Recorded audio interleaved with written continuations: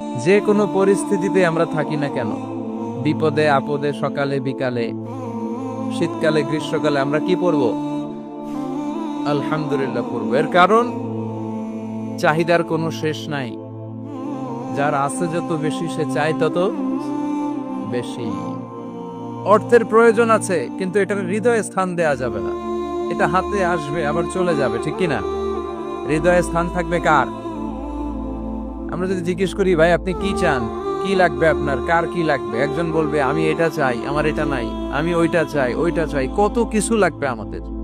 কিন্তু ঠিক এই মুহূর্তে যে লোকটা হসপিটালের বেডে শুয়ে আছে, ক্যান্সারে আক্রান্ত, ক্যান্সার যার নেই কোনো অ্যান্সার, ওরে যদি জিজ্ঞেস করেন ও বলবে আমার কিচ্ছু লাগবে না, আমি শুধু বাঁচতে চাই। ও কি চায়?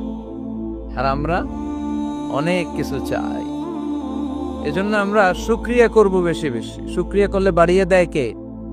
বিশ্বনবী দোয়া করতেন, আল্লাহুম্মা জাআলনি সাবুরা ওয়া জাআলনি শাকুরা ওয়া জাআলনি ফি আইনি সাগীরা ওয়া ফি আ'য়ুনিন নাসি কাবীরা। আল্লাহ আপনি আমারে ধৈর্যশীল বানান, আপনি আমারে শুকরগুজার বান্দা বানান। আল্লাহ আমার চোখে আপনি আমারে ছোট বানান, গোটা বিশ্বের মানুষের চোখে আপনি আমারে বড় বানান।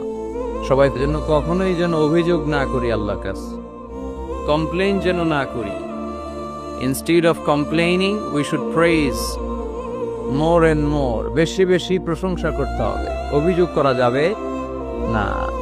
অনেকের অনেক দুঃখ, অভিযোগ, জানলা আমার এটা দিল না, ওইটা দিল না, আমার পাশে সে বড় হয়ে গেল, ও চাকরি পেয়ে গেল, ও ব্যবসায় উন্নতি করলো, ও ভিসা পাইলো, আমি পাইলাম না।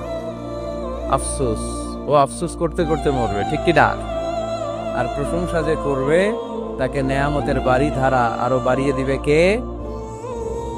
এজন্য আফসোস করব না, প্রশংসা করব। অভিযোগ করব না, শুকরিয়া করব। আল্লাহ অনেক দিয়েছে, ঠিক কি না? আপনারা শেখ সাদি রাহিমাহুল্লাহর নাম শুনে থাকবেন। বালাগাল উলা বিকামালিহি কাশাফাদ দুজা বিজামালিহি, এই কবিতা লিখে উনি বিখ্যাত হয়েছিলেন। উনি পার্সিয়ান পয়েট, ইরানি একজন কবি। তো ওনার একবার আর্থিক সমস্যা যাচ্ছিল, দৈন্যতা যাচ্ছিল, টাকা পয়সা ছিল না, ফলে ওনার পায়ে দেওয়ার মতো জুতা ছিল না। তো খুব আফসোস করতেছে, হায়রে আমি এত বড় কবি, আমার পায়ে দেওয়ার মতো জুতা নাই। আফসোস করে ঘর থেকে বের হলেন, দেখলেন এক ভিক্ষুক ভিক্ষা করছে, ওর পাই নাই। কি নাই? আর কবি সাহেবের কি নাই? ওনার জুতা নাই, এজন্য দুঃখ। বের হয়ে দেখে সাইল ভিক্ষুক, ওর পা নাই। এবার উনি সেজদায় পড়ে আল্লাহর ডেকে বলে, আল্লাহ শুকর আলহামদুলিল্লাহ, অনেক ভালো আছি। শুকর আলহামদুলিল্লাহ, বেশ ভালো আছি, অনেক সুখে আছি। এজন্য সুখ হচ্ছে আলহামদুলিল্লাহর ভিতরে। যে কোনো পরিস্থিতিতে আমরা থাকি না কেন, বিপদে আপদে, সকালে বিকালে, শীতকালে গ্রীষ্মকালে, আমরা কি পড়বো? আলহামদুলিল্লাহ, আলহামদুলিল্লাহ পড়বো। এর কারণ চাহিদার কোনো শেষ নাই।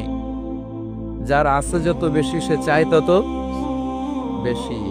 তাহলে এই কথাগুলো বলার উদ্দেশ্য হচ্ছে হিউম্যান ডিমান্ডস এর কোনো শেষ নাই, আনলিমিটেড হিউম্যান ডিমান্ডস। এজন্য বিশ্বনবী বললেন, লাউ আন্না লিকুল্লি ইবনি আদামা ওয়াদিয়ান মিন যাহাব আহাব্বা আন ইয়াকুনা লাহু ওয়াদিয়ান ওয়া লা ইয়ামলা আফাহু ইল্লা তুরাব। আল্লাহ বলেন, এই বনি আদমের প্রত্যেককে যদি একটা করে স্বর্ণের পাহাড়ের মালিক বানিয়ে দেয়া হয়। কিসের পাহাড় দেখছেন জীবনে? আচ্ছা, স্বর্ণের পাহাড়ের যদি মালিক বানিয়ে দেয়া হয়, আহাব্বা আন ইয়াকুনা লাহু ওয়াদিয়ান, একটা করে স্বর্ণের পাহাড়ের মালিক বানিয়ে দিলেও সে চাইবে কিভাবে আরো একটা স্বর্ণের পাহাড়ের মালিক হওয়া যায়। আচ্ছা, একটু বুঝে শুনে উত্তর করবেন। একটা স্বর্ণের পাহাড়ের মালিক যদি আমি হই, শুধু আমি কেন, আমার 14 পুরুষ এটাতে বিক্রি করে খেলেও কি শেষ করতে পারবো? আমার আরেকটা লাগবে কেন? আরেকটা দিয়ে আমি কি করব? স্বভাব।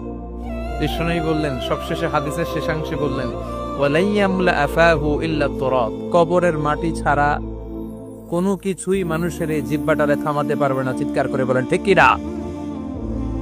এজন্য যার আছে বেশি ও চায় বেশি, এই ডিমান্ডটারে একটু কমাতে হবে।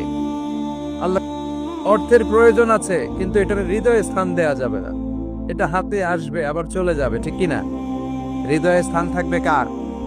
যাদের হৃদয়ে আছে আল্লাহর ভয়, তারা কবু পথ ভুলে যায় না। আল্লাহর প্রেম ছাড়া এই দুনিয়ায় কারো কাছে কোনো কিছু চাই না, ঠিক কিনা? মুমিনের হৃদয়ে দরদ ভালোবাসা থাকবে একজনের জন্য। চিল্লায় বলেন তো তিনি কে? এজন্য আমরা যেন শুকরিয়া করি, আমরা যেন অভিযোগ না করি। আমরা যদি জিজ্ঞেস করি ভাই আপনি কি চান, কি লাগবে আপনার, কার কি লাগবে, একজন বলবে আমি এটা চাই, আমার এটা নাই, আমি ওইটা চাই, ওইটা চাই, কত কিছু লাগবে আমাদের। কিন্তু ঠিক এই মুহূর্তে যে লোকটা হসপিটালের বেডে শুয়ে আছে, ক্যান্সারে আক্রান্ত, ক্যান্সার যার নেই কোনো অ্যান্সার, ওরে যদি জিজ্ঞেস করেন ও বলবে আমার কিচ্ছু লাগবে না, আমি শুধু বাঁচতে চাই। ও কি চায়? আর আমরা অনেক কিছু চাই। এজন্য আমরা শুকরিয়া করব বেশি বেশি। শুকরিয়া করলে বাড়িয়ে দেয় কে? বিশ্বনবী দোয়া করতেন, আল্লাহুম্মা জাআলনি সাবুরা ওয়া জাআলনি শাকুরা ওয়া জাআলনি ফি আইনি সাগীরা ওয়া ফি আ'য়ুনিন নাসি কাবীরা। আল্লাহ আপনি আমারে ধৈর্যশীল বানান, আপনি আমারে শুকরগুজার বান্দা বানান। আল্লাহ আমার চোখে আপনি আমারে ছোট বানান, গোটা বিশ্বের মানুষের চোখে আপনি আমারে বড় বানান। সবাই এজন্য সবসময় প্রশংসা করব কার? কম কম না বেশি বেশি? সবসময় শুকরিয়া করতে রাজি আছি তো? আল্লাহ সব সময় যেন আমরা তোমার শুকরিয়া করতে পারি, তুমি তৌফিক দাও। আরো জোরে পড়বো সবাই আমিন। ব্যাপারে কোনো সন্দেহ, কোনো ভুল, কোনো ইনকনসিস্টেন্সি প্রমাণ দিতে পেরেছে? পারে নাই, পারবেও না। This is the book whereof there is no doubt, no suspicion in it, and a guidance to those who are muttaqin. আল্লাহ বললেন যালিকাল কিতাব লা রাইবা ফি হুদাল্লিল মুত্তাকিন। এটা এমন বই যে বইয়ে কোনো ভুল নাই, কোনো সন্দেহ নাই, এবং মুত্তাকিনদের জন্য হেদায়েতের গাইড বুক করে এই বইটারে পাঠালো কে? এজন্য এই বইটা আমরা বুক সেলফের একেবারে উপরের তাকে রাখবো, যাতে ধুলা বালি আর মাকড়সার বাসা এটা ময়লা হয়ে থাকে। হ্যাঁ, কোথায় রাখবেন? একেবারে হাতের কাছে রাখবো, হাতের কাছে রাখবো। পৃথিবীর সবচাইতে নন্দিত এই কিতাবটা আজকে সবচাইতে বেশি নিগৃহীত, উপেক্ষিত। বুক সেলফে রাখে, তাও একেবারে উপরের তাকে, কারণ বছরে 1-2 বার কামে লাগে। কেউ মরলে, কথা বলেন, মারা গেছে, এখন সামনে বসে বসে কোরআন তেলাওয়াত করতে হবে। কোরআন এসেছে জীবিত মানুষদের জন্য। কোরআন নিজেও জীবিত কিতাব, আলোকিত করেও জীবিতদেরকে। চিল্লায় বলেন ঠিক কি না? কিতাবুন হাই, জীবিত কিতাব, ওয়াকিং এনসাইক্লোপিডিয়া, চলমান বিশ্বকোষ। যাই জিজ্ঞেস করবেন তথ্যের সম্ভার, তথ্য উপাত্ত আর ইনফরমেশন এই কোরআনের ভেতরে আছে না নাই? মানব সমস্যার সব সমাধান আছে। এজন্য এই বইটাকে বলা হয় দ্য প্রবলেম সলভিং মেথডোলজি। এই কোরআন আপনার সব প্রবলেমকে সলভ করে দেয়। It's not a problem creating methodology. এটা জীবনের কোথাও সমস্যা বাধায় না। কোরআন, কথা বলেন, জট লাগায় নাকি জট খুলে দেয়? আলহামদুলিল্লাহ পড়েন। এজন্য কোরআনের সাথে যেন আমরা সম্পর্ক বাড়াই। We should increase the attachment with the holy book Quran. যতই সম্পর্ক বাড়াবেন আপনার মর্যাদা বাড়াবে কে? সম্মানিত ভাইরা, খেয়াল করে বুঝবেন, সাইয়েদনা জিবরিল আলাইহিস সালাম এই কোরআন নিয়ে পৃথিবীতে এসেছিল, তাই তিনি হয়েছেন শ্রেষ্ঠতম ফেরেশতা। রমাদান আল মুবারকে আল্লাহ তাআলা এই কোরআনকে নাজিল করেছে, তাই রমাদান হয়েছে শ্রেষ্ঠতম মাস। বিশ্ব নবীর উপর আল্লাহ তাআলা এই কোরআন নাজিল করেছেন, তাই তিনি হয়েছেন বিশ্ব নবী। আমরাও যদি এই কোরআনের সাথে সম্পর্ক লাগাই, আমাদের মর্যাদাও এরকম আকাশচুম্বী করে দিবে কে? যেন কোরআনের সাথে অ্যাটাচমেন্ট বাড়ানোর দরকার আছে না নাই? প্রতিদিন যেন আমরা কোরআন তেলাওয়াত করি, প্রতিদিন যেন কোরআনের বঙ্গানুবাদ পড়ি। যা বলার সব বলা হয়েছে, নতুন করে আল্লাহ কিছু বলবে না। এজন্য কোরআন থেকে নূর নিয়ে যেন আমরা নিজেদেরকে আলোকিত করি। কোরআনের একটা নাম হচ্ছে নূর, একটা নাম কি? লিতুখরিজান নাসা মিনাজ যুলুমাতি ইলান নূর। এই কোরআনকে আমি পাঠিয়েছি অন্ধকারাচ্ছন্ন মানুষগুলোকে আলোর পথে নিয়ে যাওয়ার জন্য। কোরআন মানুষকে আলোকিত করে, কোরআন মানুষকে জাহালাত বা অন্ধকার শিক্ষা দেয় না। এজন্য আসুন কোরআনের সাথে সম্পর্ক বাড়াই এবং নিজেদেরকে আলোকিত করি। আর এই কোরআনের যেখান দিয়ে আমরা কথা শুনি না কেন, বরকত আছে না নাই?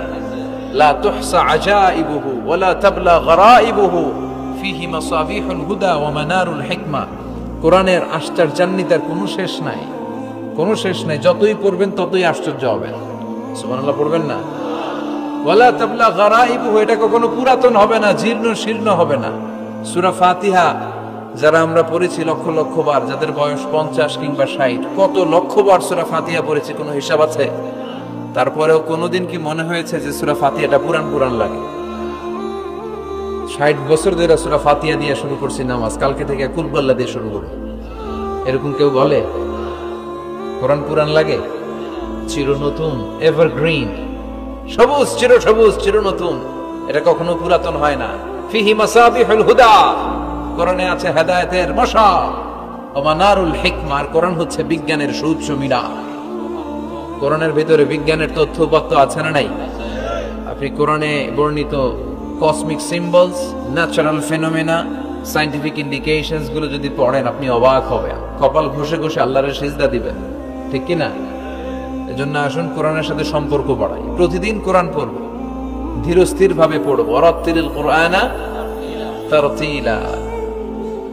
আনাস রাদিয়াল্লাহু তাআলা আনহুকে জিজ্ঞেস করা হলো, আনাস, আল্লাহ রাসূলের কাইফা কানা কিরাআতু রাসূলিল্লাহ, আল্লাহ রাসূলের কিরাত কেমন ছিল? তিনি বললেন, কানাত মাদ্দান, আল্লাহ রাসূল সাল্লাল্লাহু আলাইহি ওয়াসাল্লাম টেনে টেনে তেলাওয়াত করতেন, টেনে টেনে তেলাওয়াত করতেন। এই যে একটু আগে তেলাওয়াত হচ্ছিল সূরাতুল মুলকের, কত সুন্দর টেনে টেনে সে পড়েছে, এইভাবে বিষ্ণু সাল্লাল্লাহু আলাইহি ওয়াসাল্লাম টেনে টেনে পড়তেন। উম্মে সালামা রাদিয়াল্লাহু তাআলা আনহাকে জিজ্ঞেস করা হলো, কাইফা কানাত কিরাআতু রাসূলিল্লাহ ইয়া উম্মুনা, ইয়া উম্মানা, আমাদের মাতা, আমাদের প্রিয় নবীর তেলাওয়াত কেমন ছিল?